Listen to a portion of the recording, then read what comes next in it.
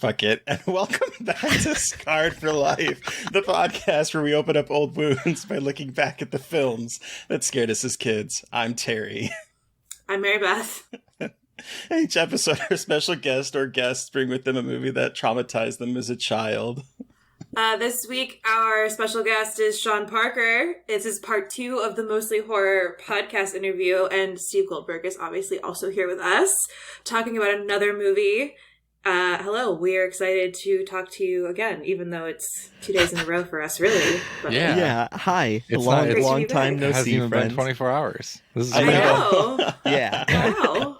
We've barely started recording and I'm already being roasted, but let's let's get into it. On you. It's the energy listeners, I tonight. can't wait. It's the Can't energy wait. this On evening. I'm ready, man. I brought my dukes. I'm ready. All right. Yeah. Here for it.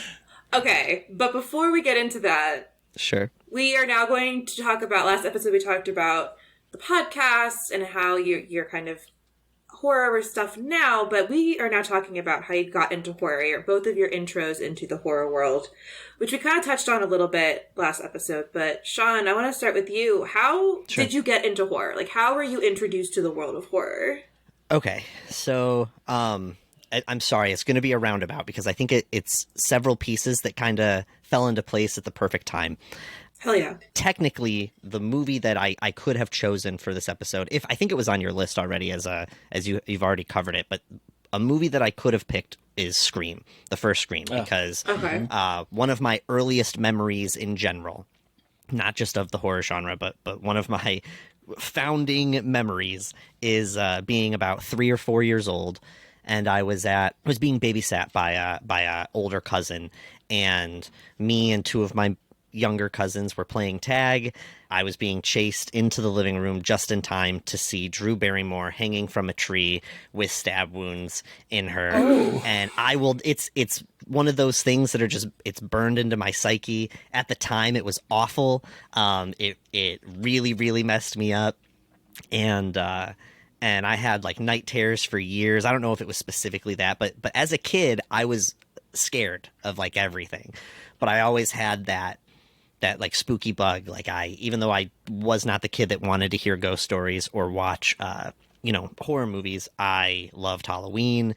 I loved Nightmare Before Christmas. I had a weird fascination, kind of like pressing on the loose sore tooth, watching Are You Afraid of the Dark? I would like watch it from behind the couch and freak myself out and have to turn it off or change the channel. But I kept coming back to it.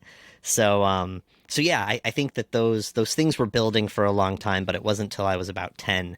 I was at my mom's house one weekend I was drawing like an Inuyasha picture in the sketchbook that I had. And yeah, exactly. And I had a feeling that would hit something for you guys. But I remember I was sitting on the couch and a family friend came over and was like, I brought, some drinks and I brought a movie, coming to hang out with my mom and my stepdad. And my mom was like, well, is it scary?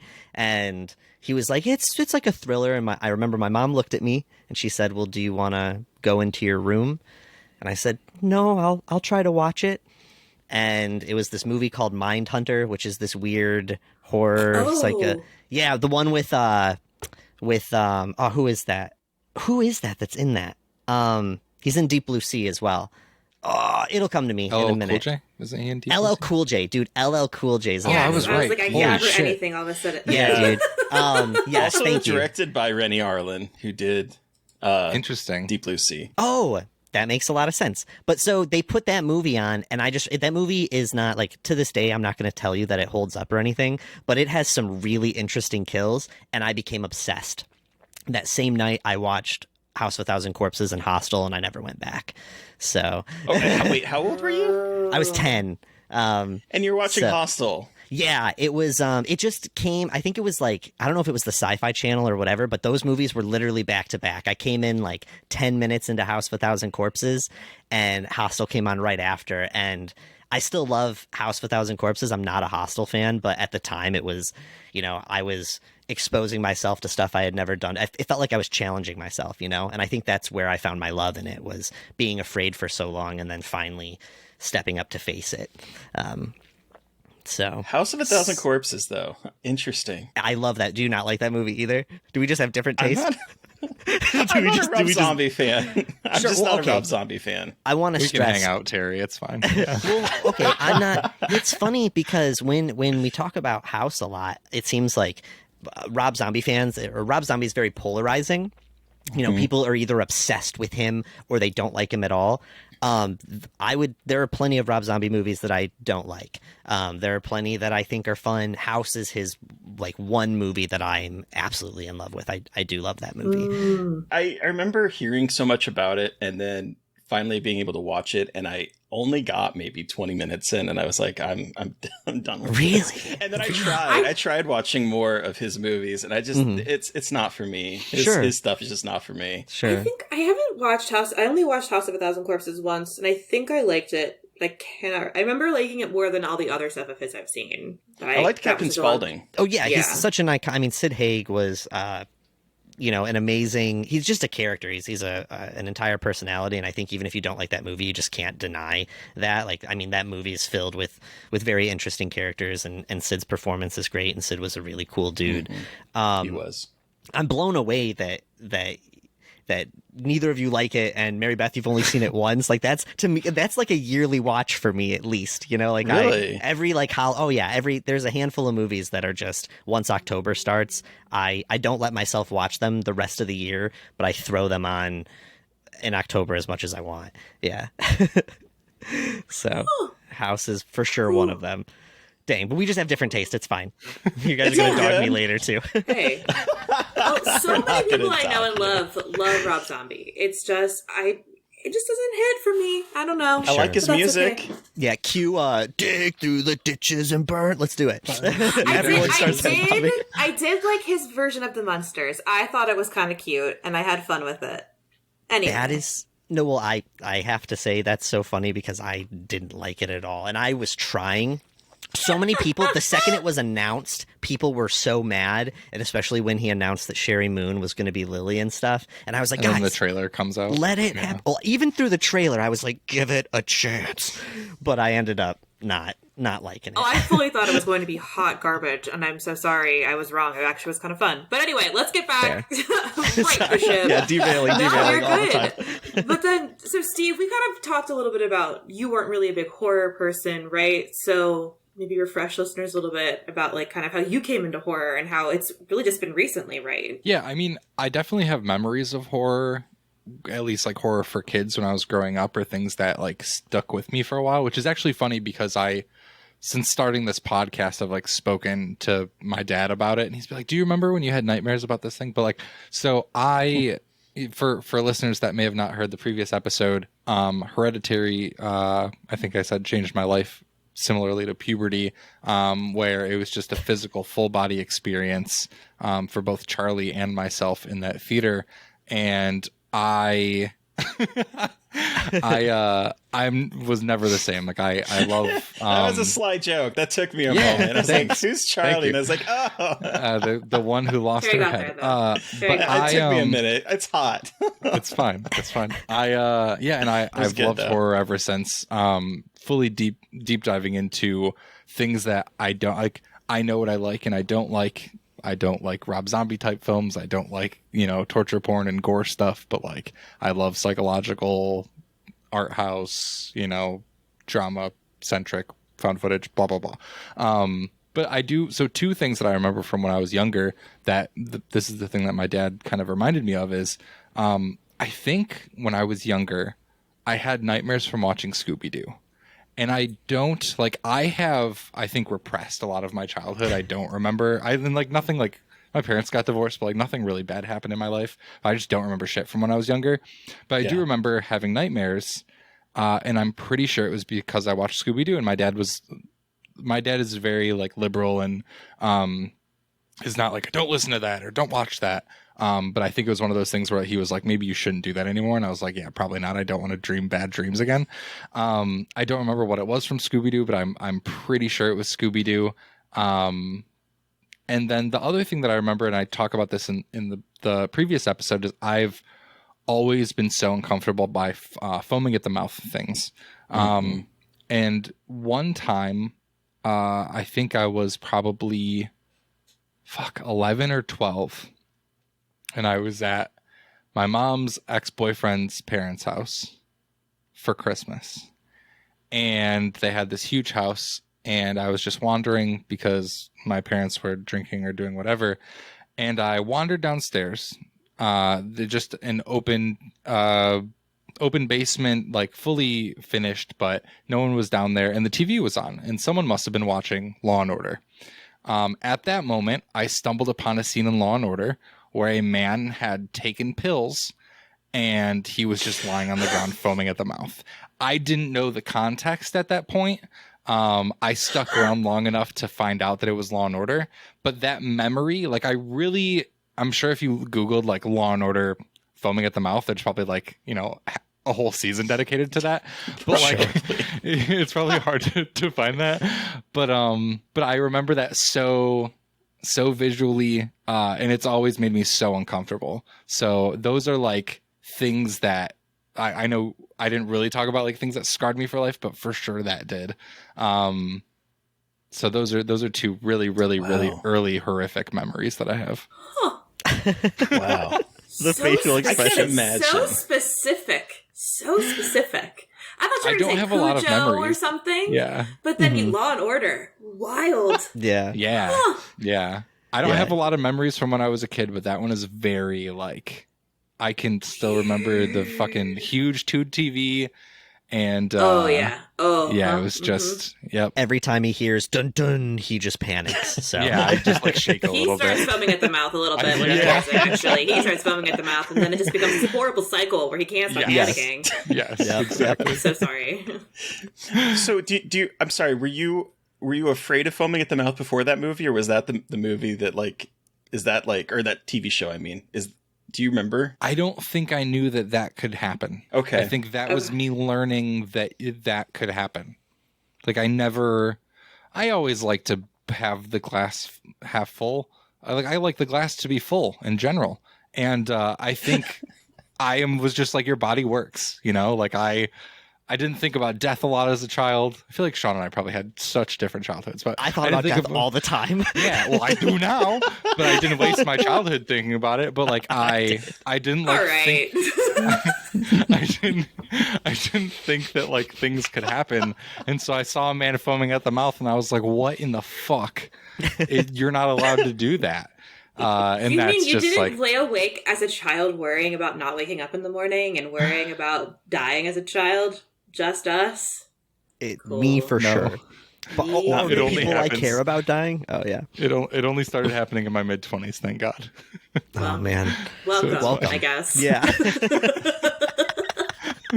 Yeah, Jerry. Hopefully that answers your question. Yeah. It does. I've always had just a fatalistic attitude towards death. Just like, okay, it's gonna happen. It's gonna happen. It's never. Cool.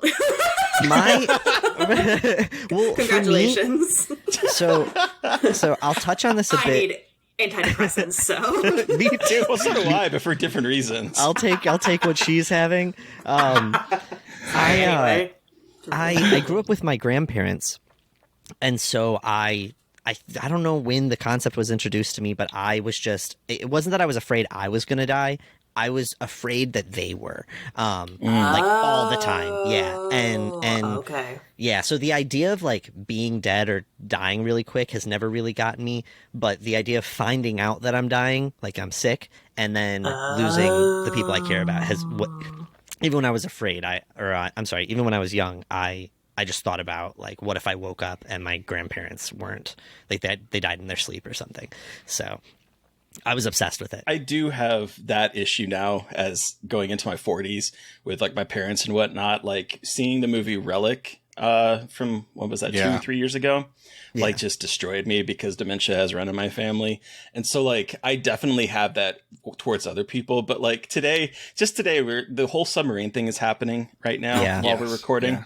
And my coworkers are like, you want to still do that? It's like, yeah, I would love to go down. He's like, but aren't you scared of dying? It's like, well, it's going to happen. It's going to happen. But it's a once in a lifetime chance to go see and I was like, plus, I mean, you get crushed by the water. It's like instantaneous. Oh my God, like, Teddy. rationalizing I all of think this. What antidepressants are you on? I want whatever you're on. He's got That sounds- acetyloprine That plus. just sounds like Zen. I want that kind of. I want that. Oh, my issues are other things, but dying is just wanna be definitely not zen. on that list. I Other don't think people, I've heard- yes, but I don't think I've heard anyone say that they would be down to go in that Titanic thing. I think you're the first one that I've heard. I would do it if I it was like would. a different group organizing it, but like they're fucking they're Mad Catz controller and the yes. When No, I thank when I you. saw that today, I was like, really? This is what you're paying $250,000 for? Right. Is a tin bucket that's being controlled by a video game controller? This isn't Grand Theft Auto. What are you doing? Yes, I was about to say. Are you I want to sure? stress. I think the question of would you ever go in a submarine and would you get on this thing are different. Yeah. Like they're just different. Yes, you know? absolutely. Oh, yeah. So I'd go on a submarine. Maybe it would take a lot of mental preparation. I'm not promising you I'm going to get on, but I'll think about it. I'm never getting on this fucking thing. Not happening. Yeah. Like no way. You have to unbolt me from the outside to get out. Eat my ass. Not happening. It's just not happening. Literally not happening. No way. No way.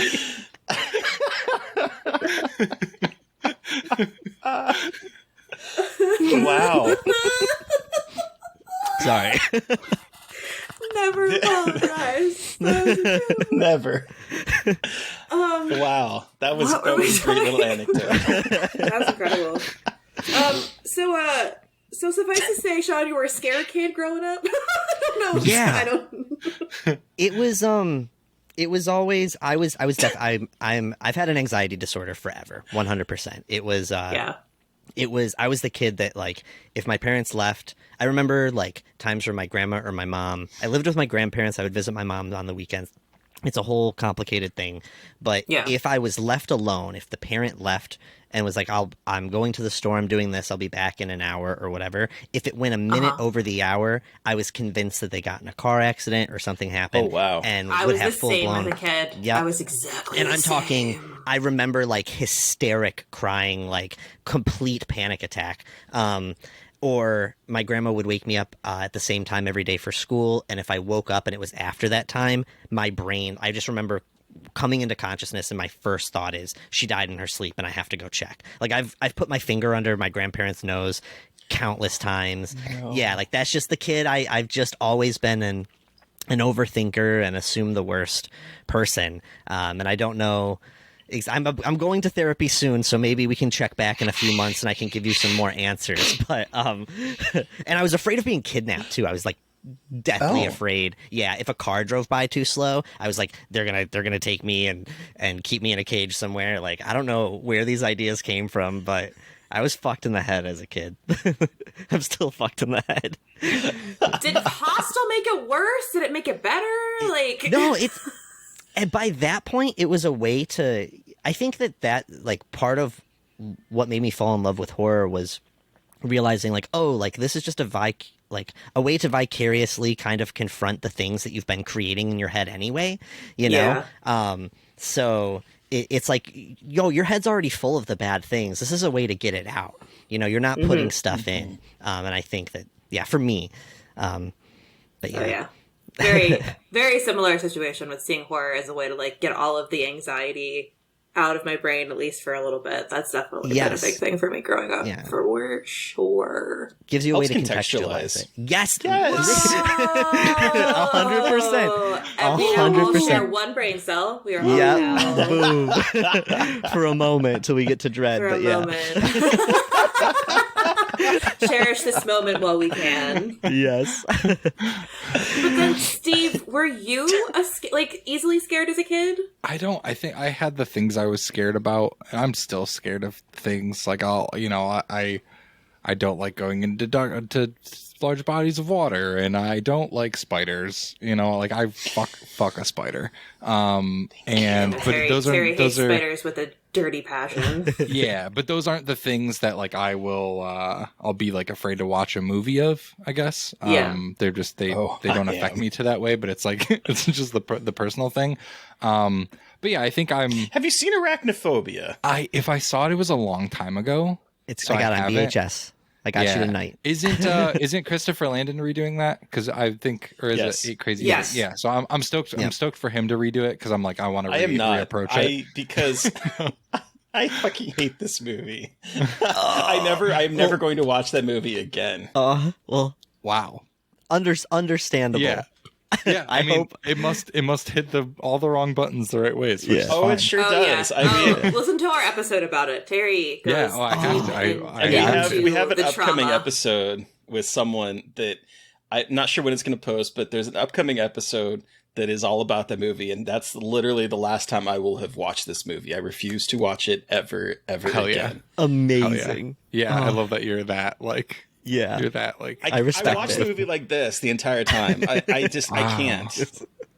Yeah, I was like, I was watching with my roommate, and I was like, "Is that over yet? Are the spiders off the screen?" She's like, "Yes," and then I would be. That's funny. It's funny because I was playing a video game recently where they have spiders crawling like all over these like caves that you're in, and they. Are you playing Diablo 4? No, I want to really badly.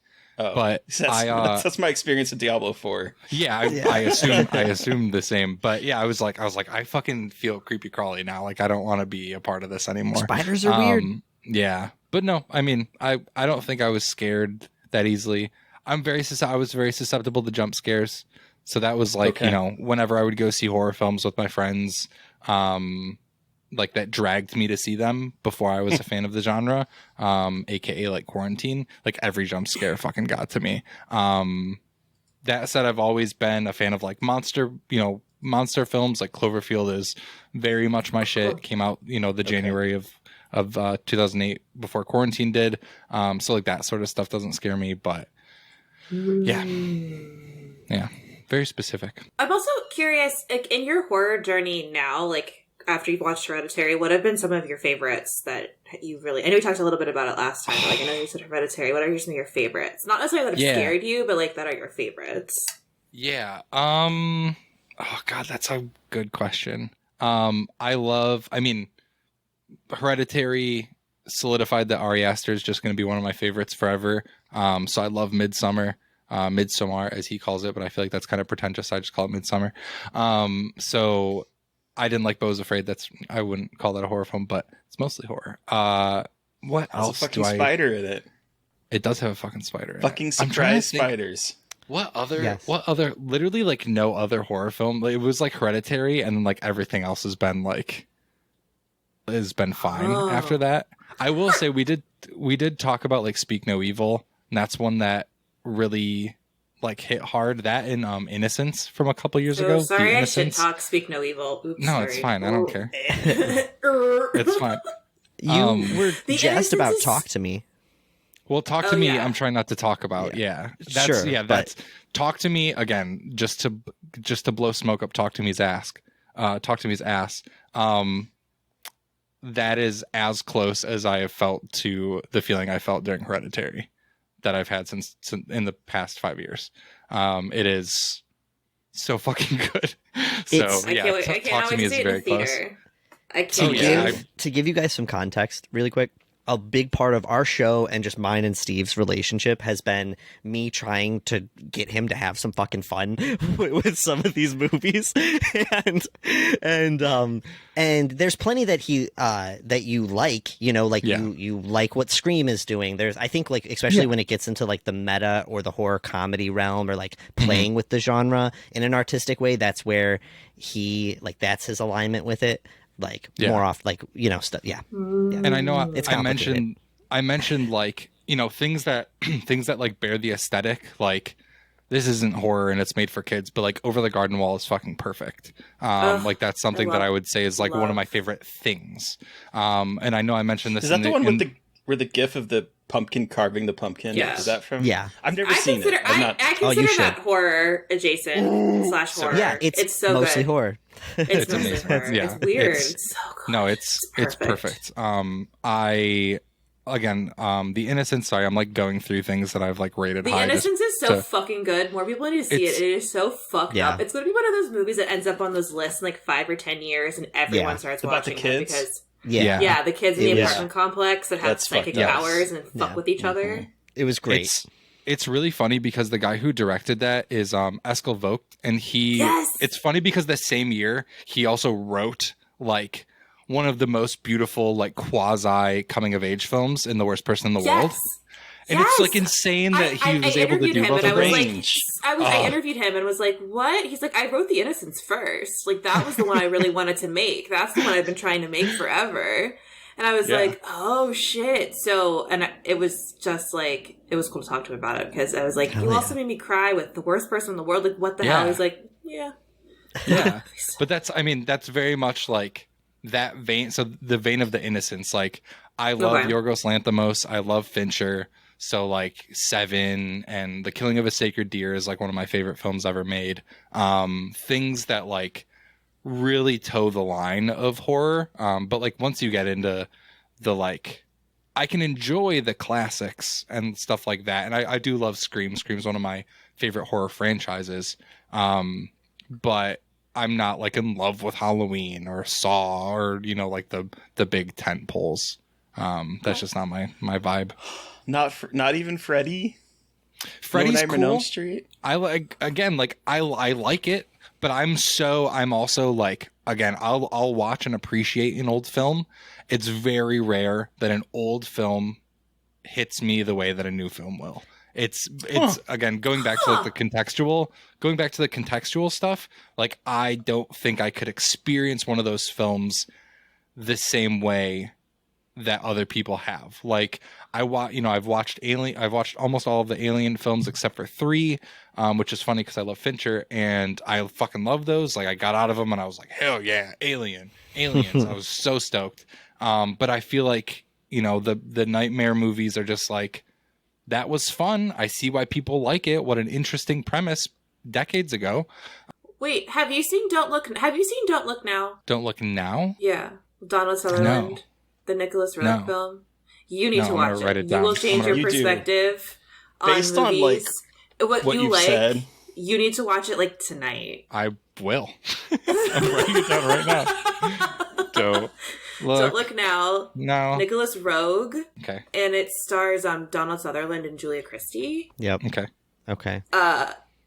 Have either of you seen it? No, I haven't seen it either. Oh. It's gorgeous. It's a gorgeous fucking movie. incredible. Okay. Like it will, Steve, it will scratch an itch for you. I promise. Yeah. I mean, listen, I will watch an old film and I will enjoy it. Like it's funny I know, we were just, but it's very funny because I'm like, this is so your, Very, like, like, it is specific. just very specifically your shit, like in what you like. I know I've only talked about it for like a total of 2.5 hours, but like, I feel like it will be very much your shit. yeah. I'm gonna send you a tweet at like 1 a.m. like, yo. Yeah, sure. Yeah. I think that a thing for Steve as well, though, is even if it's subconscious, is like the updates in cinematography and like color grading and stuff too. I think that like even just older looking films is not something that you're usually drawn to at all. Unless it serves the story in a particular way. Like a great example of that is like The Devils. The Devils fucking slaps and it's insane, and like the fact that it looks the way that it looks just adds to it. And you like will, you will love You're Don't gonna Look like- Now. You are going to I don't love wanna, what like, they do. build it up and then you're like, it's okay. I'm not even looking at it. Yeah, I'm not even looking at it. Don't look anything about it. Don't look anything about Just watch it. Just know that it has the best sex scene in a movie, and it is a really good movie. Oh shit! All right. Incredible Oh, sex. shit. Really, it's great. I'm sold. Yep. But Sean, what about you? What are some of your like favorite horror movies? It's so okay.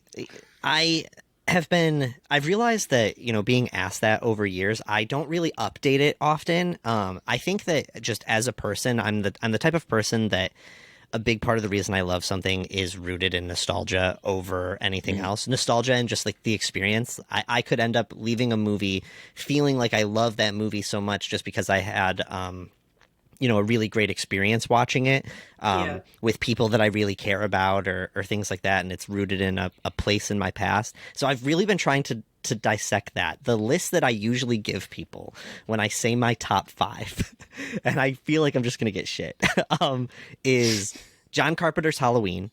I can explain each one, by the way. And also, I want to stress, these are movies I love. I'm not saying these are the 5 best horror movies. Okay. Sean needs to explain everything. I do. I am. That's why I love Sean. Context is everything. Context is everything. John Carpenter's Halloween. Okay. House of a Thousand Corpses. Okay. Trick or Treat. I have a lot of fun with. I know it's blown up recently. So good. Wait, Trick or Treat or Trick or Treat? Trick or Treat with Sam. Okay. Yeah. I know Sean Trick or Treat was like cool. the Rock. I did. will vouch for Me Sean. too. Me too. Dread is obviously on my list, and we'll get there. Okay. What's the other one that I keep throwing at people? How it clearly isn't that important if it's not on my list. Oh, The Strangers. No, it is. It's super important. Oh. The Strangers is, in my opinion, like horror at its best. I will defend that as being one of the best horror movies ever made. It's a great movie. Yeah, it's Brian Bertino just killed it with that. Have you seen The Dark and the Wicked? Yes. Oh yeah, yeah. And I did love it. It doesn't touch the Strangers for me. But also it truly, like, religious horror just doesn't, especially like Catholic horror doesn't do it for me. I have a lot of fun with it. I think it is a great playground. I'm not tired of those. I'm a little bit tired of like exorcism movies unless you do something really new. But the devil just doesn't scare me. Me too. I will say, talking with Brian about the background of The Dark and the Wicked and like the writing and all that stuff, like made me like it more. Like the groundwork aspect of it. Absolutely. Again, had a lot of fun with that movie. I'm just saying, like, in terms of impacting like the fear things in me, The Strangers every day, all day, 100%. Have you seen his found footage movie, Mockingbird? No, it's like the one I haven't seen yet. I we know watched Monster instead. Yeah, Sorry. yeah, I didn't get a Mockingbird better. Monster was. Yeah, I wish it. Sorry, it but could Monster's have not been. I love Brian Bertino. Monster is not his strongest movie. No, it's I think it could have. I think there was something there, and I think for a variety of reasons, it was just. But check out Mockingbird. that, it's fucked up. It's weird. I own it. Okay. Somewhere around Hell here. Hell yeah. We'll check soon. But yeah. So Cool. the things I love are fairly real situations or really fantastical and beautiful. Like, if you're going to go fantastical, I need great visuals to match it. So like Del Toro's Pan's Labyrinth. Okay. I was wondering because that's Yes. immediately the movie that came to my mind when you said that. I was like, Pan's Labyrinth. It's So I was obsessed. curious. Obsessed. Me But too. other than, like, I like things that happen to normal people that show that people suck and that really focus on like the evil that's within all of us and situations where you don't get answers and bad things just happen. Like, that's what does it for me. Bleak, terrible, fucked. If I leave a movie going, that was fucked, that means it was awesome. Are you a new French Extremity fan? A what? A new French Extremity fan? Like Martyrs. Oh yeah, like sorry, like High Tension and Martyrs and like those kinds of movies. Inside. Funny enough, I haven't seen any of those. Cool. I've been told about Martyrs for a long time. But when I say fucked, I don't just mean those movies like I've heard that Martyrs is just really intense. If a movie just has really intense like violence for the sake of it, it doesn't do it for me. Like, I really do have to like super care about the characters and the. I think New French yeah. Extremity does this it's very different from American torture porn in terms of how you feel about the characters and how it kind of brings you into the violence. Cool. I'm down to get as fucked as you want. Just give me a reason to be there, or else it's to me. I'm just like, okay, then sure. Okay, I'll send you a list because this is my shit. Like, Yes. this is very much my Please shit. do. Bleak, sad, Deal. fucked up shit. The movie that The Strangers is basically based on, that is from this movement in France. So you need to check that out. Called Them. Amazing. Absolutely. But yes. Anyway, that's a Down. whole other tangent that we don't need to go down right now. But Besides, Martyrs sucks. Fuck off. It- Sorry.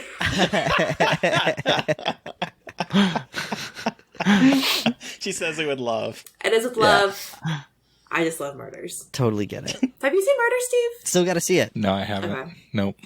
I haven't. Yes. If I go international, person, yeah, that's right. You're not a big gore person, Yeah. so it's those aren't necessarily going and to be your thing. I know that going into it, so I'm just like, I don't even want to, like, it's not worth my time giving unless we're like interviewing someone that did it or whatever. Like, Very fair. Very fair. yeah.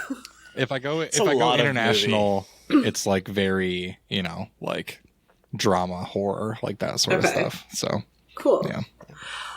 Okay, so Sean, you mentioned Dread, so might as well just dive into the movie choice that you brought with you today. Can you remind us about what you brought? Even though I just said okay.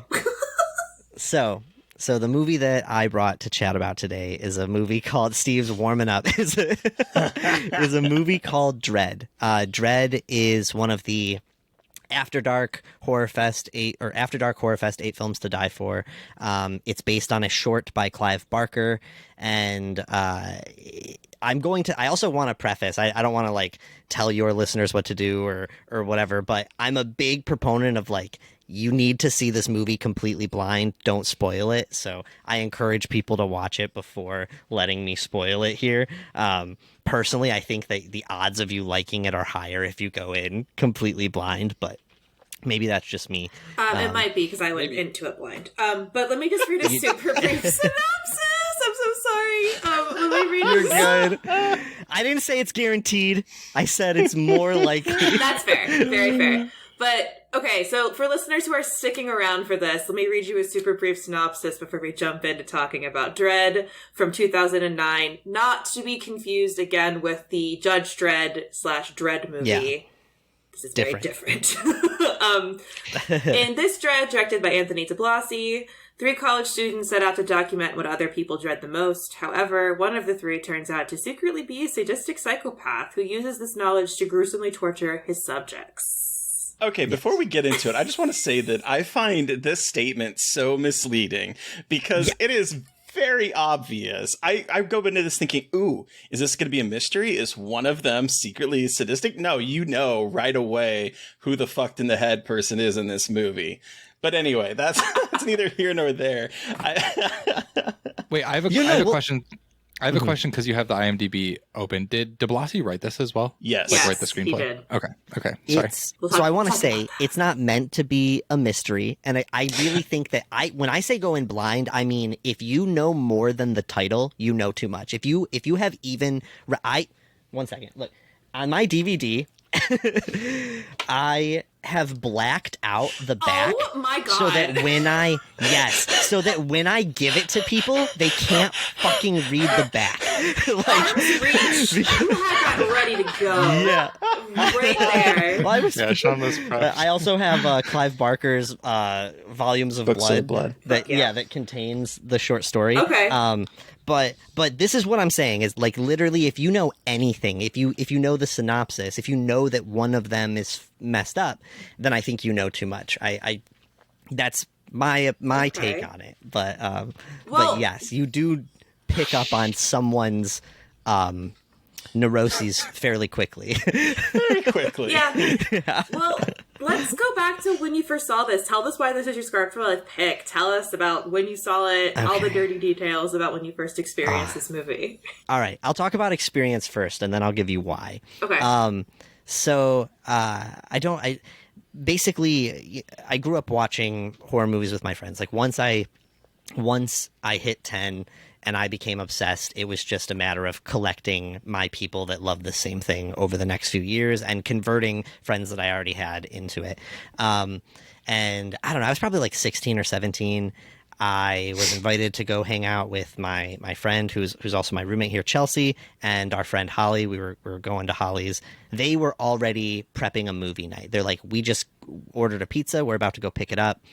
Grabbed some Slurpees from 7-Eleven, and we went to Family Video, and we grabbed a couple. Yeah, 100%. Like literally Always. top tier. Perfect. Yeah, self-care, guys. And they were like, we grabbed a couple movies from Family Video. I was like, oh, what'd you grab? They're like, we have no fucking clue. Like we just grabbed stuff that we thought was interesting. Hell yeah.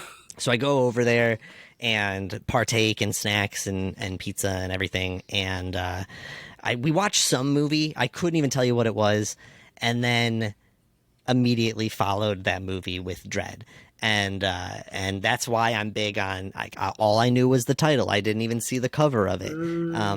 And we put it on and just had a blast. Like, we were just blown away. And I think part of the reason why it hit us really hard was I think that the things that happen in this movie are pretty grounded in, like, there's no fantastical elements, like, this is, if you meet a sick person, these things could happen.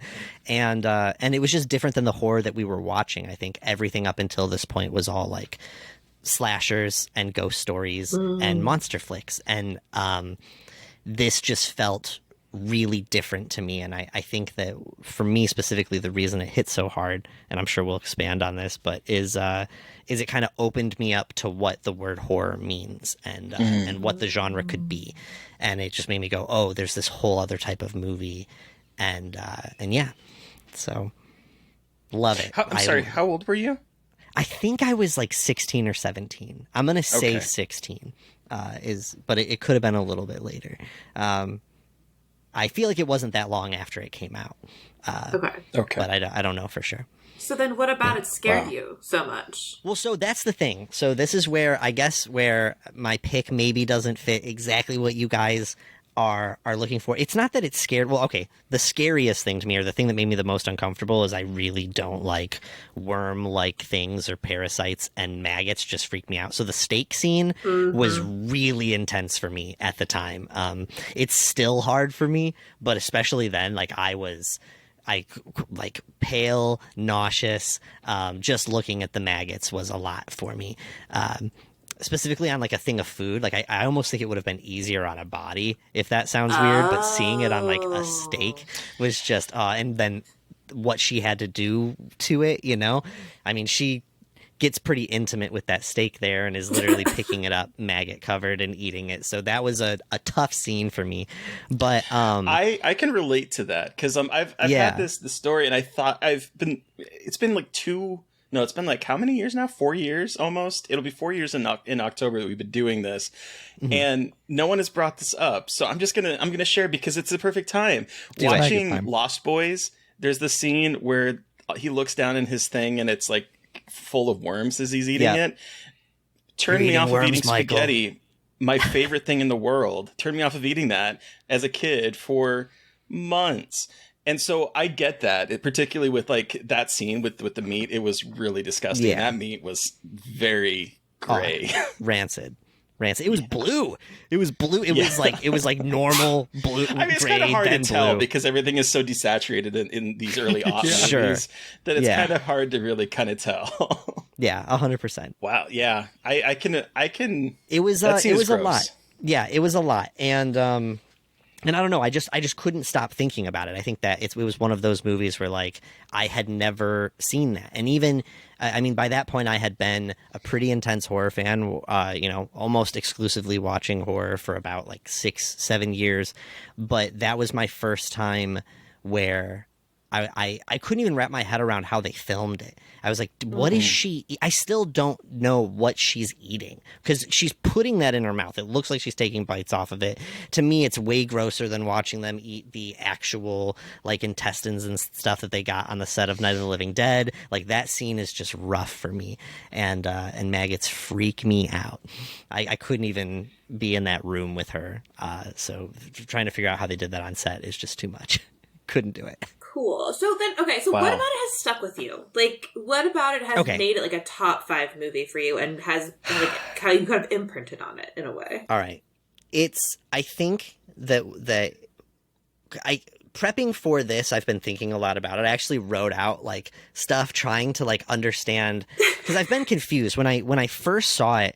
Truly, this has been confusing. The past few years have been kind of confusing. When I first saw that movie, I showed it to friends, I showed it to like family at the time, like I showed it to people, and everyone reacted intensely. Like they either really liked it for the reasons I liked it, or they hated it, but not in a it's a bad movie way. They hated it because it was fucked and intense and whatever. And it's only been recently that a few, like Steve was one of the first where I was like, oh, he didn't like it. Interesting. And that was like getting to know him. And yeah, so I've been trying to figure out what it is that does it for me. And I really think it's that for me, it's a chapter in my appreciation of the horror genre as a whole, which is something that I care about a lot. It just made me look at the genre differently and what it could do. I think before then, I thought that the goal of a horror movie was to be scary, was to give you an experience of fear, and how good it was dependent upon its ability to do that. And then obviously as you watched more, your threshold for that grew. But I think watching Dread made me realize, like, no, horror is a space to talk about a lot of things, and like a horror story can just be something that's horrific, and horrific and scary are not synonymous. You know what I mean? Like, not necessarily. Yeah. It's just a fucked up story about people. I think it's about people not being able to cope with their issues, and desperation on figuring out a way to do that, and sort of what we're willing to do to find the answers and to escape our dread. And everyone in the movie does that. Everyone is doing that to some degree and in different ways. So I think it basically, my short answer is it changed my appreciation of horror and made it grow even more. But also, I think it just lines up with a lot of my mental issues, if that makes sense. Yeah, for sure. What you're saying, though, about it kind of opened your mind to what horror can be, I think that's something that comes up a lot when we talk about these sort of formative horror movies. Because it's like, for me, it was seeing Alien for the first time and understanding that Alien, before that, was 1950s flying saucers, lasers, Vatu or whatever his name was from the day the Earth stood still, all of this kind of stuff. And so going into that and then realizing, no, this is not that friendly alien movie. This is something that is vicious and gross and lives inside of you. It is something that is completely outside of what my mind can understand as horror. And it kind of sent me down this trajectory. It sort of sounds like Dread is a similar venue for you, where it's it opened up what you think of as horror. Yeah, 100%, 1,000,000%. Did you see The Strangers before this? Yes. Yeah, I totally did. And I mean, The Strangers did it. I was looking for things. By that point, I had, when you first get into horror, I think, especially when you do it as a kid, any horror, anything creepy or weird is interesting to you. And as you start to get through and learn tropes and see similar things over and over again, they start to be less effective. So anything that was pushing further was interesting to me. So if it was pushing further and that's the most realistic killing I've ever seen, or attack or gore, if this killer is, if we're learning more about this killer, I don't know. It just, anything that was different and pushing on that edge. And I just feel like Dread at the time, with what I had seen, was one of the biggest pushes. And also, like I was talking about earlier, it was just, we had a really good night, it was just watching it with two of my good friends, and overall it was just impactful. And then I made more memories showing that movie to people. I think it's just formative in my relationship with horror and the people that I love it with. So did you introduce it to Steve? Is that how you saw it, Steve? Yes. Oh yeah, I wouldn't have watched this otherwise. Right, but here I want to stress, okay, because I remember this specifically because it pissed me off. I'm going to try to not shit on it while we watch. No, so listen. So this is what happened. It's not like, oh, Steve, we have to watch this movie, and I put the movie on, and he watched it, and we talked about it. I talked about the movie, and then I found out one day that he put it on when he went to bed because I had talked about it, and we whatever, and he fell asleep halfway through the movie because he put it on laying in bed, whatever. That's what you told me at the time. You said you put it on and you fell asleep, and you're like, but I'll finish it, I promise. And you, yeah, I don't know if I would have fallen asleep during Alien. I think I'm not saying you would have loved it, but I think that if we had watched it, like maybe you wouldn't have been at like I don't know. I think that watching movies in bits and pieces or like getting a different experience. I think that you kind of ruined your chance to even like it, though I would still bet that you probably wouldn't have liked it. I anyway, don't think I would have liked it. I think Yeah. that I probably fell asleep because the movie is a tad boring. But Boo. you know, I honestly should stop putting on like thunderstorm sounds when I go to sleep and just toss Dread on the TV. Whatever. Look, Yeah, that was my first experience, and then I rewatched it fully, unfortunately to no avail. But I did give it a good old college try. Listen, I know that you guys are interviewing me. What do you think of this movie? And you lay out some stuff, and I'll see if I can debate it. Okay. Be honest. I'm going to be honest. I am Okay. I am nothing if not honest. But Okay. So here's the thing. When I was watching this, I was very excited to see this, as someone to pick this movie, because it has been in my queue for a very long time. Because Clive Barker, and I think I read somewhere, someone said there were like queer elements to this, and so I was like, I got to add this to my list. And I can kind of see some sexual tension between the two leads, between Steven and Quaid. Is that his name? And Quaid. Yeah, Quaid. Like, I can kind of see some kind of like weird kind of internalized homophobia, so we can't really say anything. Like, there's a reading, I think, that someone could make of this movie in terms of that. But I was like excited. I was like, okay, there might be queer elements. Clive Barker, queer.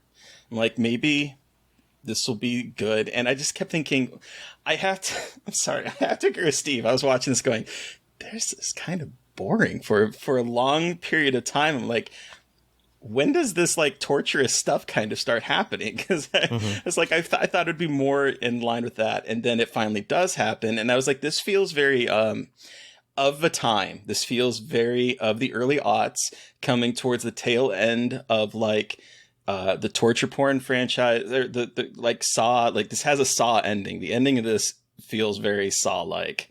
I'll agree with you on that. Yeah. And it definitely feels like it is pulling, like it's desaturated. Everything is like has that kind of dour look to it of like the early aughts that they were going for. It has sort of it turns into torture porn towards like the midpoint of the film. Like, there is definitely some elements to it of that time, and I just kept thinking this feels very edgelordy. Really? was my reaction to it. Yeah. Mary Beth. And then I'll go for everyone at once. Be real. I'm sorry. I don't want to. Oh, I'm sorry. No, do it. This is like my birthday. This is what I should have gotten for my birthday. This is a fucking joy. I just want to say, we don't like roast films really, or like we rarely like speak badly, because we don't like talk about film specifically on our show.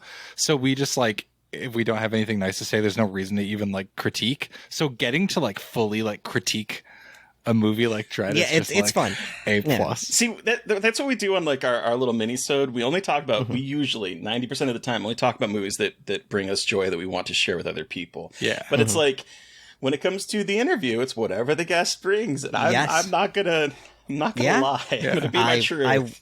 I would hate if you did. Mary Beth. I'm sorry to cut you off, Mary Beth. No, I'm trying to be diplomatic here. I'm not asking for diplomacy. I think we should also say we both like Anthony de Blossie's like latest, like Malum. Really enjoyed. So it's very weird to me that this is based on a Clive Barker short story. And like, I read a bunch about de Blossie. Like, he has like a bunch of like intern with Barker and executive produced Midnight Meat Train, which was like the movie I imprinted on and showed everyone in high school. So like, weird connection. I liked Last Shift. I liked Malum a lot. This is just, it is a movie that does not feel like a real movie, is what I texted Terry. I just feel like it doesn't know what it's doing until like near the end, which I liked the end. I texted Terry, like, all right, I take back what I said. I do like kind of where this is going. I wish it had been like it had been more of the movie. I feel like Anthony DeBlasi is like kind of at this point known for like these third act, like crazy third act reveals, but this one was, I do not think, the right movie for that. I think it needed to have more of that kind of like cruelty we see in it, because it's just so exposition heavy in a way that I don't think adds to the story for me in terms of understanding who these people are.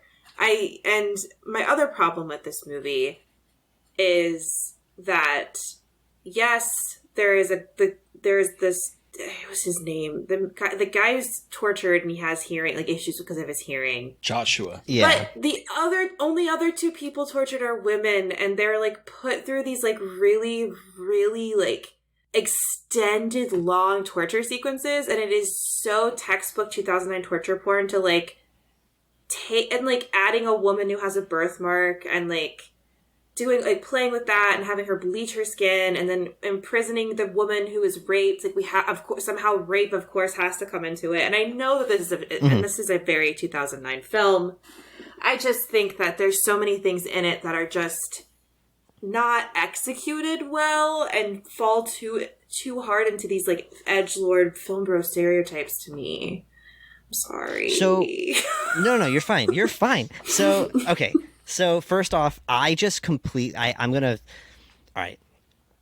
start with a hard statement, and I'm gonna get to the book a little bit. But first, I definitely just don't agree that like taking the things from the third act and like bringing them forward. Like to me, it would have been I don't want to see the slasher or Saw, even like the torture porn-esque version of just like Quaid as a serial killer. Like to me, that's just like I've just seen that a bunch. So I think that the thing that was different for me about it is that it's kind of just like it feels like a normal thing with like tension that slowly builds between characters until things like pop, as opposed to just being a killer who's had like a plan his whole time. Like I'm trying to figure out what I want to say.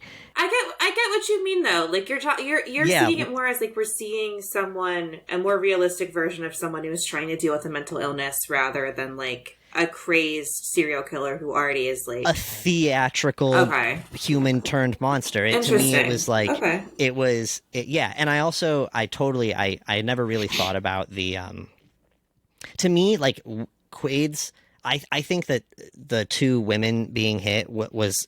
I don't think that if anything, I would say Quaid is probably bisexual. That's probably where the gay stuff comes in. I mean, Clive Barker, I feel like there's always gay undertones in a lot of his work, you know. But I think that Quaid was just desperate and grabbed the closest people that he could get. Like, I don't think that Quaid is getting like a sexual sadistic thing specifically about torturing women, but I do understand how it could come off that way, especially amongst like other like the movies that were happening at the time. And also like it's not even just like the character, it's like the way it's written. It's like I get that Quaid is like it's not for any kind of sexual pleasure, but the way that the camera objectifies and the way that it like he has sex with this girl and like manipulates her, and then he does have sex with her, and then like exposes these like very intimate moments. And I think like regardless of Quaid's character, I think DeBlasi writing that and writing that into this, when it's like, I haven't read the short story, but I know a lot of it is not in the short story. Like writing that into me gives me the ick. Like for DeBlasi to put that in the story, like in his film, is what gives me the ick more than anything else. Like regardless of what he intended with the character, the way like it ultimately ends up and how it's filmed and how it is given that 2009 like look, it really just like, ugh. I guess that's just a thing in general that I get a little bit confused about in horror is like I don't know. I think there's definitely movies that the movie itself is incredibly objectifying, to women and disrespectful to women, and the movie itself feels like a statement that puts women down. But I guess I don't get that as strongly from this movie, and I'm wondering, like, does it mean that just every time that a bad character does things like that the movie, like that the person that wrote it is toying with those areas, it becomes problematic? Like I guess I'm trying to figure out like where not that line is. necessarily. I mean, I think the line really just depends on like it's got to be a case by case basis, and it has to feel like Sure. it's not.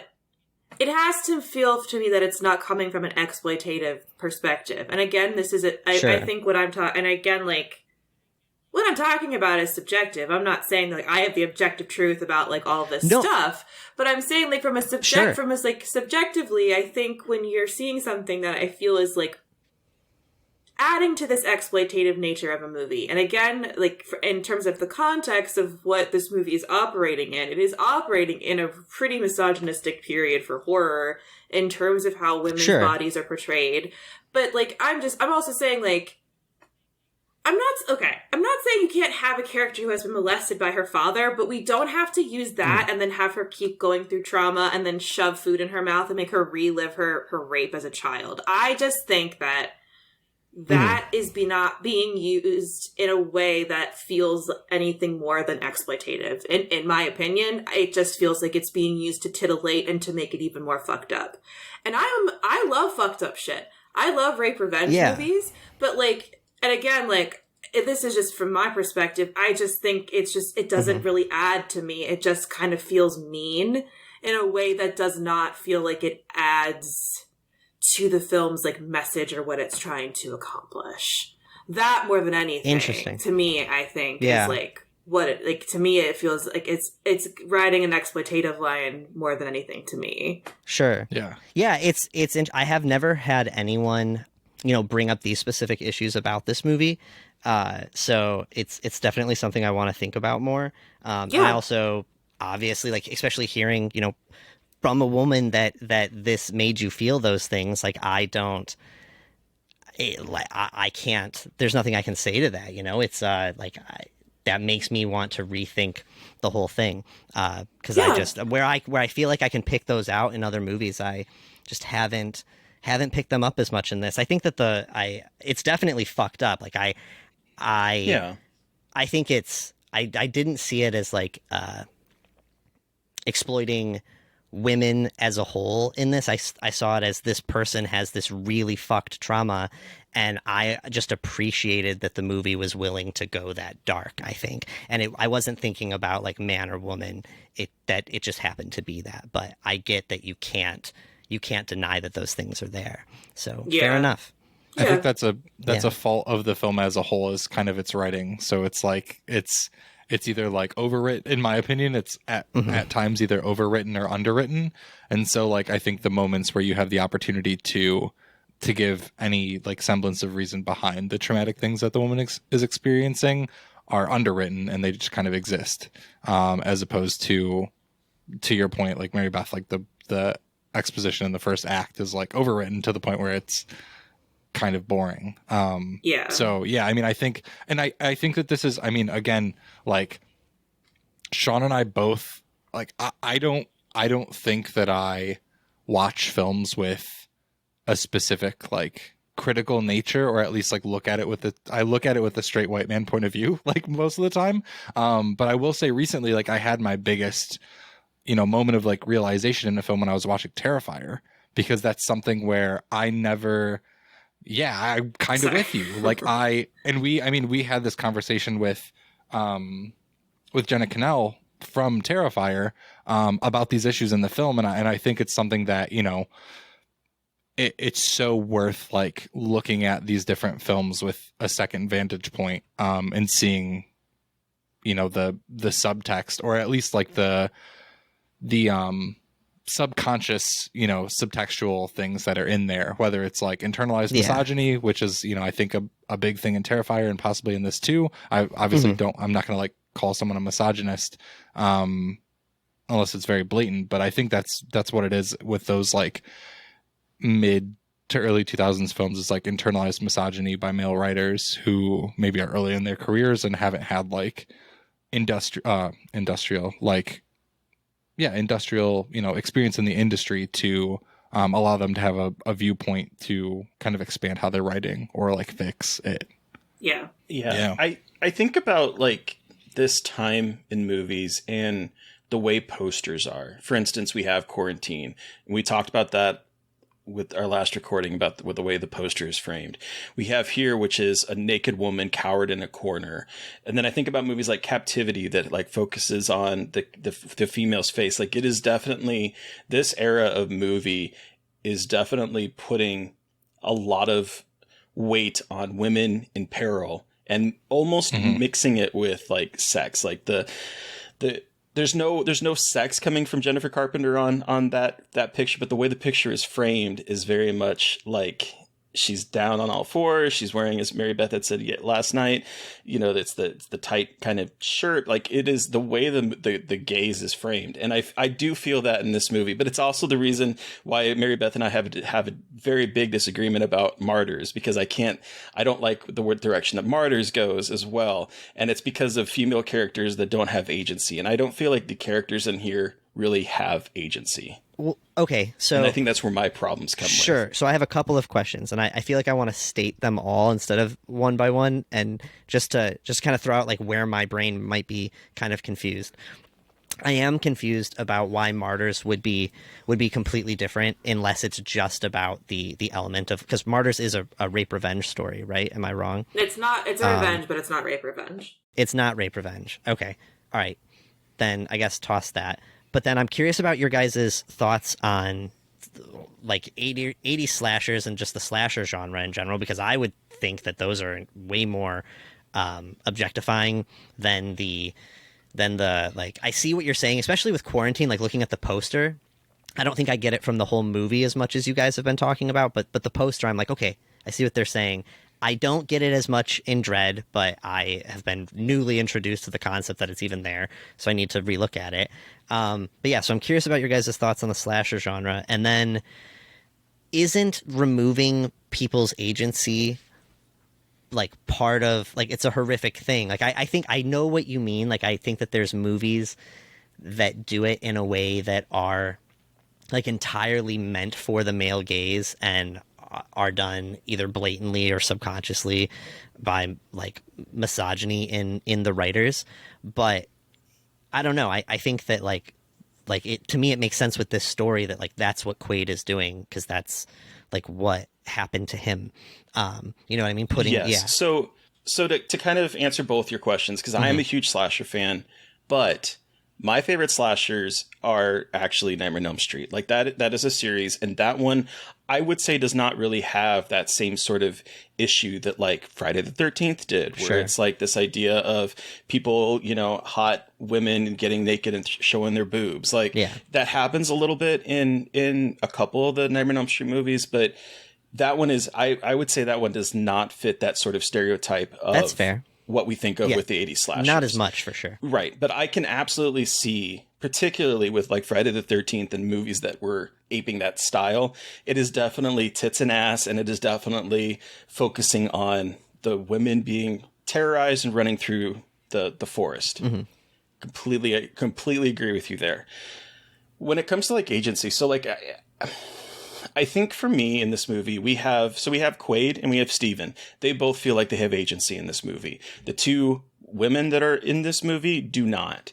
They are basically there for... They're love interests. They're fuck sex. buddies. They're That's love the interest. problem. Sorry. No, so they're sort of relegated to that. And when we look at the kind of torture that is enforced on all the characters, it is predominantly, in terms of like length, it is focused more on the one woman scrubbing her body and pouring bleach all over herself, or the other woman being starved for like a week. And so there's like a preponderance of focus on that, vice the one guy who just has his eardrums blown out, which is horrible, don't get me wrong. But in terms of like the sustained amount of period, there's a difference between the way the movie kind of punishes the men versus punishing the women.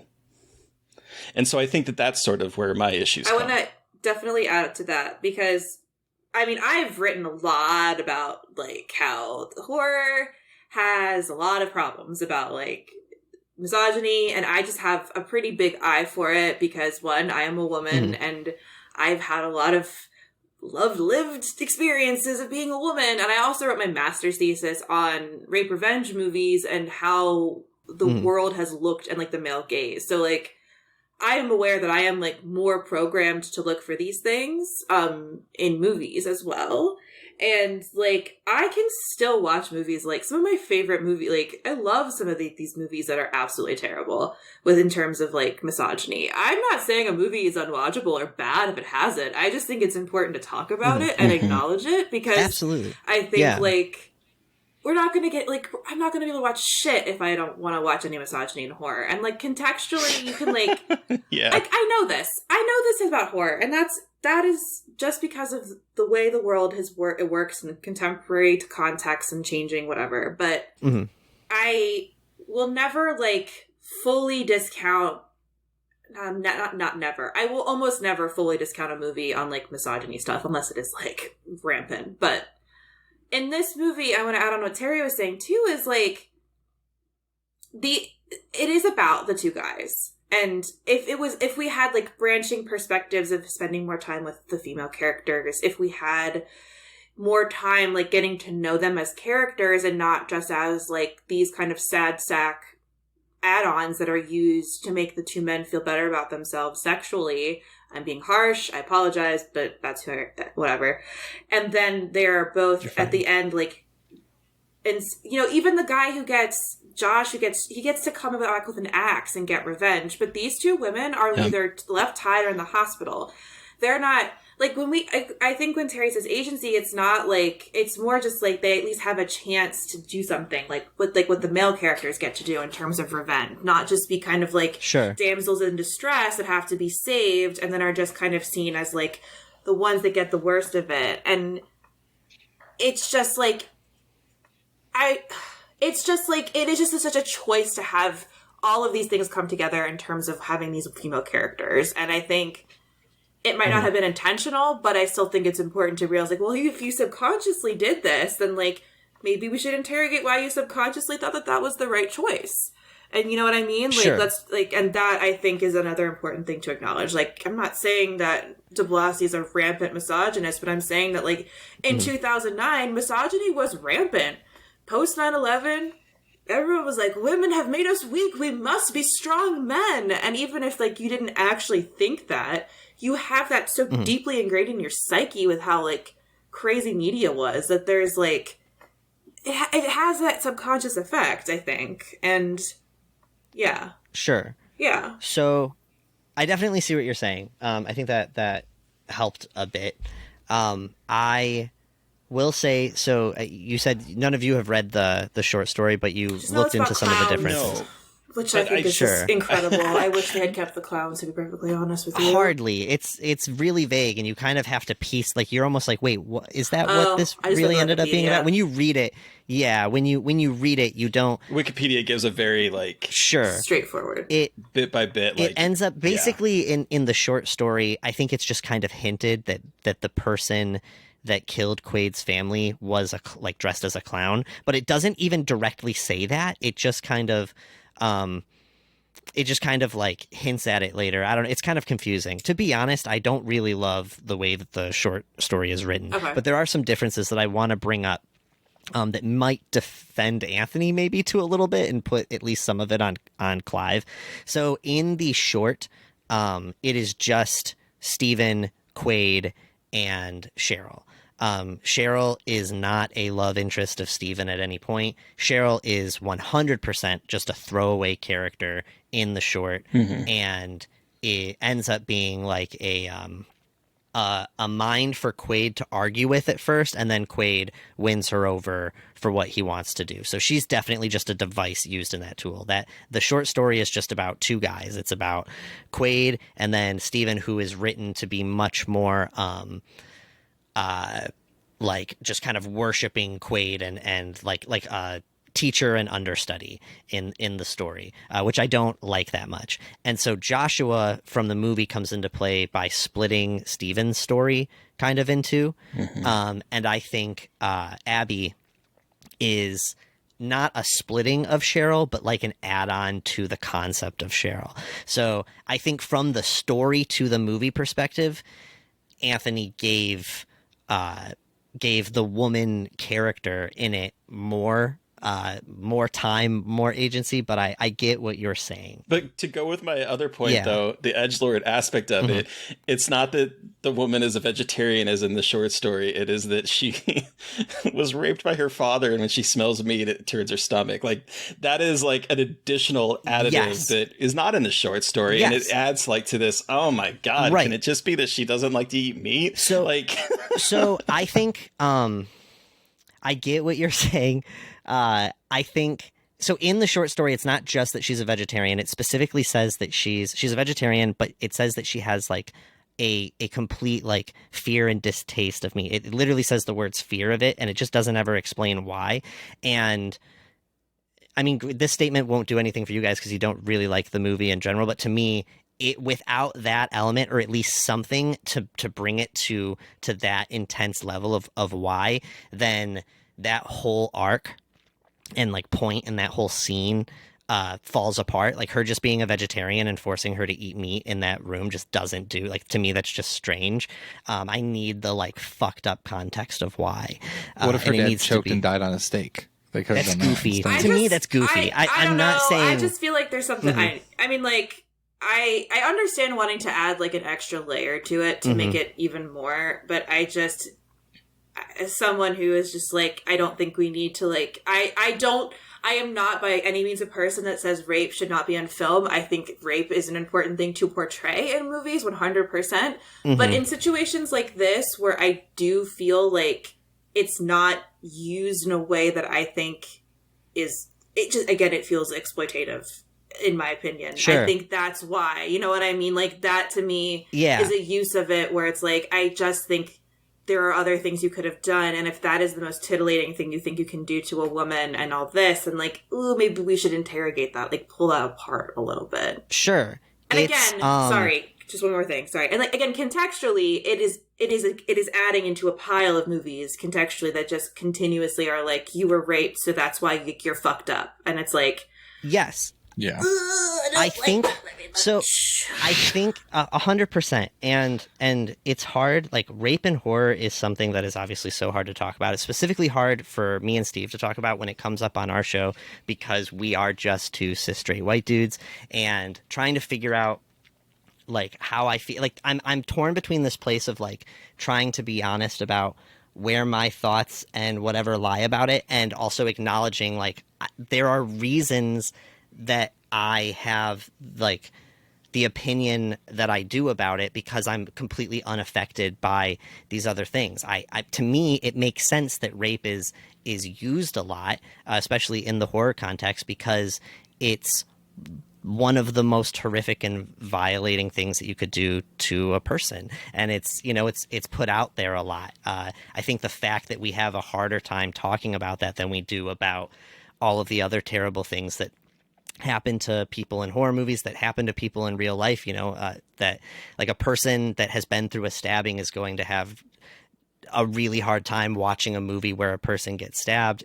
I just think that there's clearly this thing about rape that just feels more violating than even murder and a lot of attacks. So I think that's why it's used, because it's one of the ultimate sore spots. It is, but I do think that one of the problems that we see is that is constantly used in horror as like, whenever we talk about revenge, when it comes with a female character, more often than not, it's because their kid was killed. Yeah. So that it's because they're a mom or they were raped. And like, that is where a lot of that kind of trauma comes from. And we don't see that on the male side. There's a million reasons why a man could want to go on revenge in it. It doesn't have to necessarily be because he is a father or because he was sexually assaulted. Yeah. And so I think that there is, when we talk about it, there's a preponderance of films that utilize female trauma with sexual assault as shorthand, and it feels that's when the exploitation comes into. And so it's not necessarily when we talk about this kind of stuff, it's not that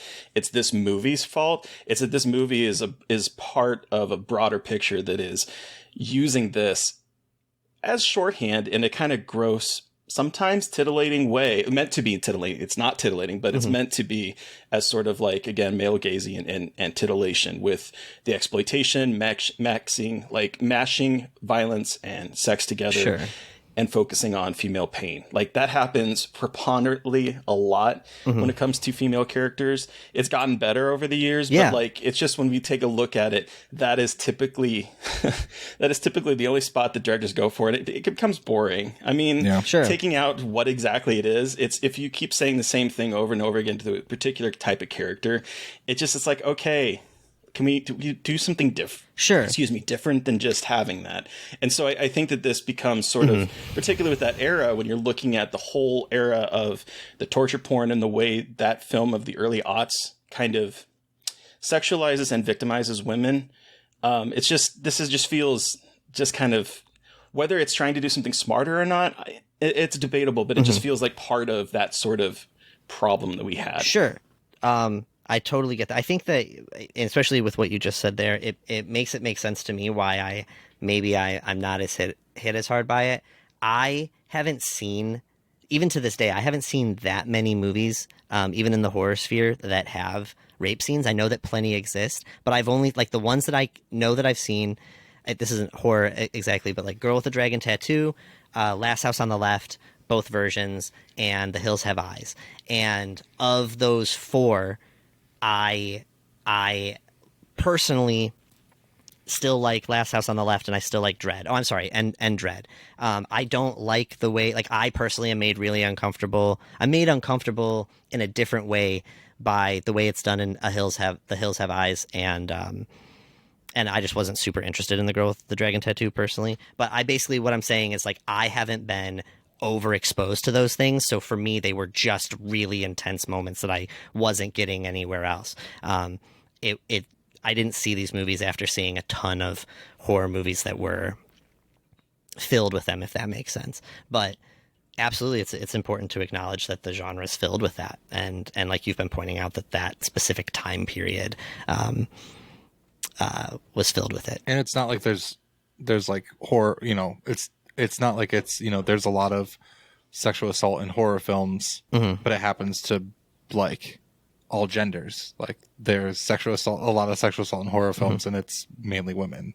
I can't think of any that aren't women. So, like, that's really, like, the root of it, I think, at the end of the day, is it's not like it's a very directed, specific thing. Sure. Whereas, like, murder happens to everyone, stabbing happens to everyone, decapitations happen to everyone. Is that not reflective, though? Like, is it I guess I'm almost like, because horror is supposed to be, a lot of things. It's supposed to be like, we want to use it as a progressive tool. It's also a mirror. And while sexual assault happens to, if we're talking real life, sexual assault happens to men, but it does happen to women significantly more. Like, to me, it just makes sense that it exists more in the horror space. And that's why I think it's so, that's why, because it, like you said, it is such a, the sorest spot, or like something that makes you more uncomfortable than a stabbing or a murder. Because it is so specific, you have to treat it as a writer. If you're trying to do something, in my opinion, important or worthwhile to watch, you have to treat it with a certain amount of respect.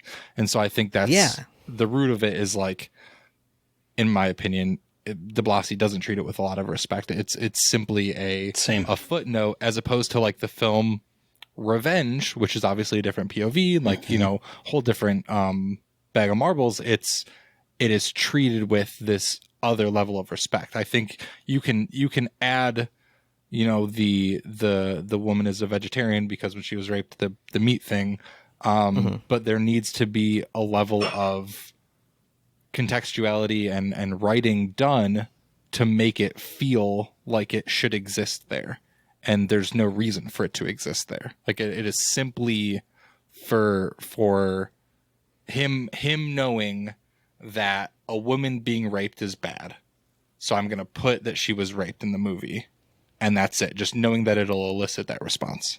I don't know, I guess when I think of rape as a thing that happens, it's a thing. It's just this terrible thing that happens to somebody for no reason when they're living their life. And I don't know. I guess I'm trying to understand, does that mean that the only way, like, what if not to to explain her character and to give the impact that the moment has later, then what is an appropriate way to have rape in a horror movie that isn't a revenge story in any way?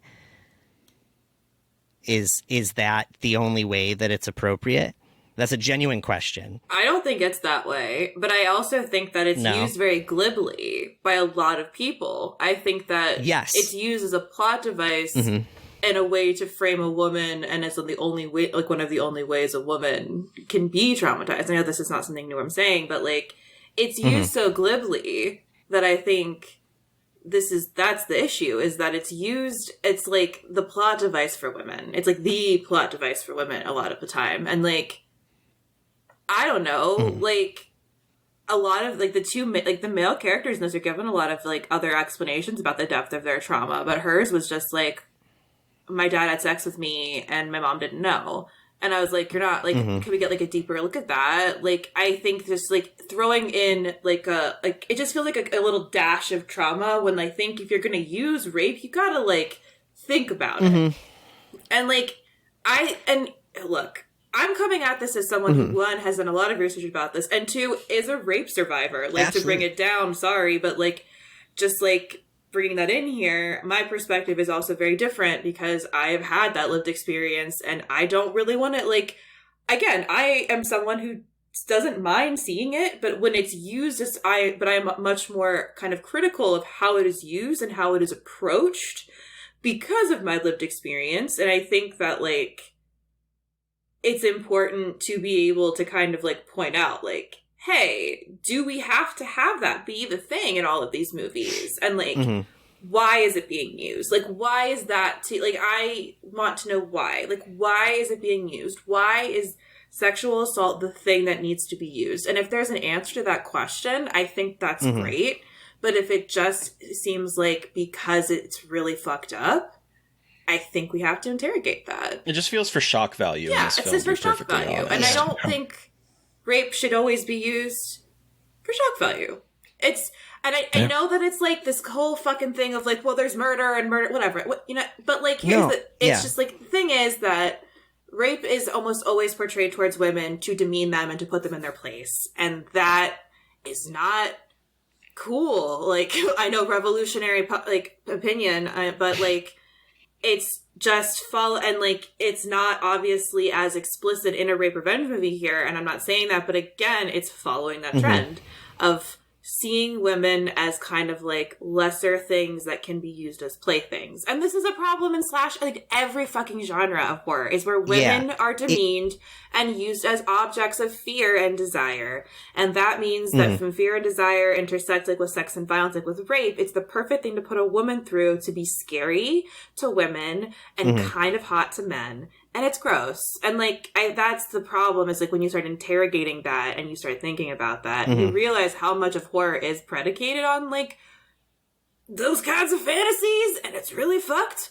But like, so again, like in pointing it out, it's just like important to kind of acknowledge that like where these movies fall into like a history of this stuff and how like, and like, again, I am not saying we don't need, like, rape is something we should never portray. I by no means will ever say that. I think hiding these things is, like, the worst thing you could possibly do. And not having movies about these things is the worst thing you could possibly do. I just think there just needs to be more thought behind it and a little bit more intentionality, which is why I love, like, female-directed rape revenge movies or movies that handle male sexual assault. Because, again, like, it happens to everybody, but it's not looked at. And that is, again, a whole other can of worms to, like, not, like, probably not the best place to discuss here, but that's a whole other can of worms of not listening to all survivors. And I think that's shifting now. And I think there's ways you can portray, like, there's a movie called Candyland that has male sexual assault portrayed in a really fascinating way that I think is really important.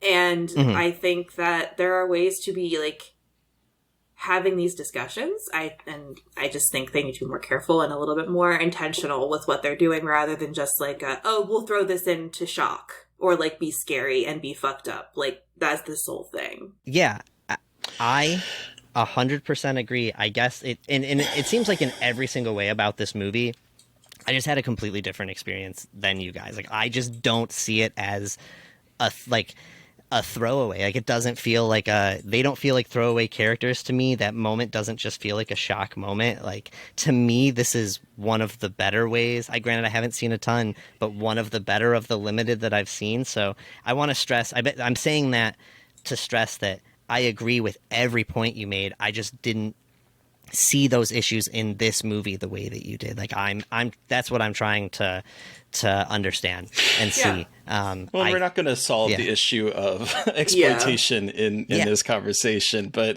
fuck, I was trying. Yeah, I think Quaid exploited her 100%. I'm trying to wrap my head around the movie being what did it. So I just got to think about it a lot more, I guess. Well, on that somber note, I think we should wrap up. Yeah, give us our rating out of 5. Terry, do you want to go first? How many pieces of rotten meat out of 5 do you give Dread, or rotten steaks? Pardon me. So, taking out all the conversations that we have, I do think the biggest problem for me with this film is the fact that it's the same problem I find with a lot of short films where there's a lot extra added to make it into a feature length when the story is supposed to be just kind of read and moved on.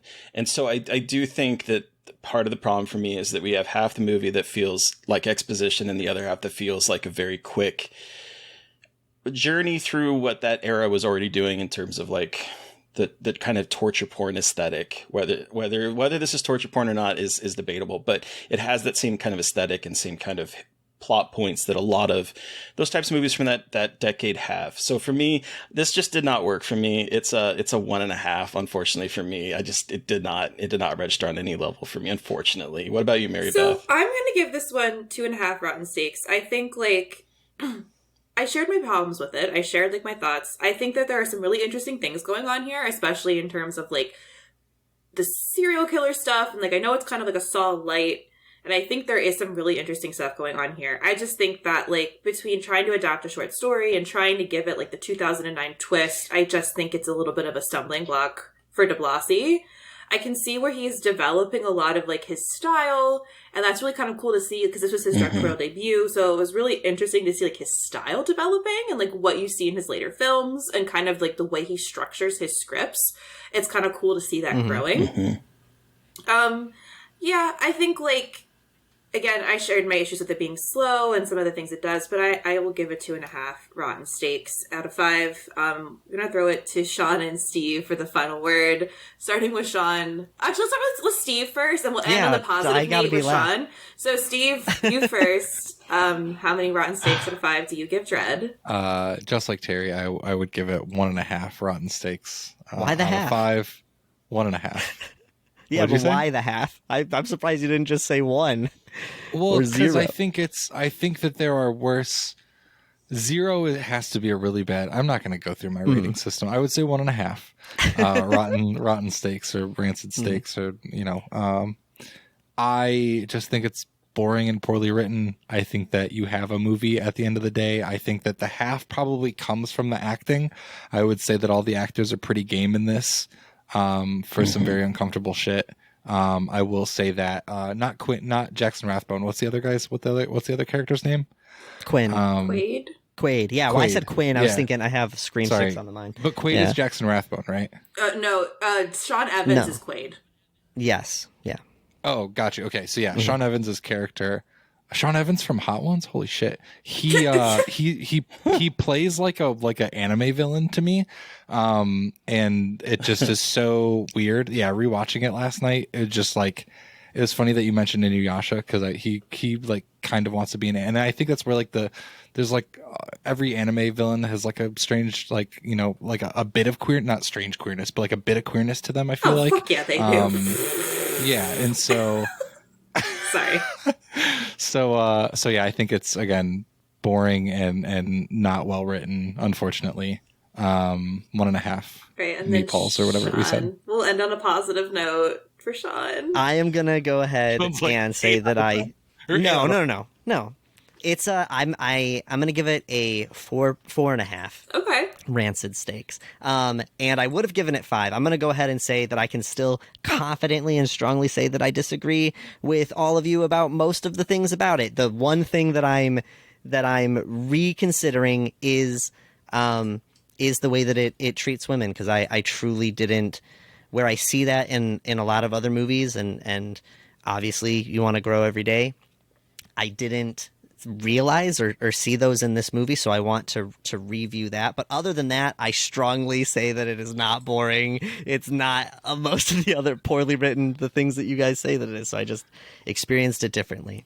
But that's okay. 4.5. Hey, that's the joy of talking things through with other people. Yeah. So welcome. Thank you so much for joining us. Where can our listeners again find you, and your socials and all that fun stuff? Holy shit, I was supposed to be the guy to do it. Yeah. You are. I forgot. We are Mostly Horror. I don't know what Steve ever says. You can check us out at on all the stuff at wherever you listen to podcasts under Mostly Horror. We're part of the Morbid Network, attached to Wondery specifically. You can find us at Mostly Horror Pod on Instagram, Mostly Horror on TikTok. Our email is and Twitter. Yep. I forget Twitter even exists.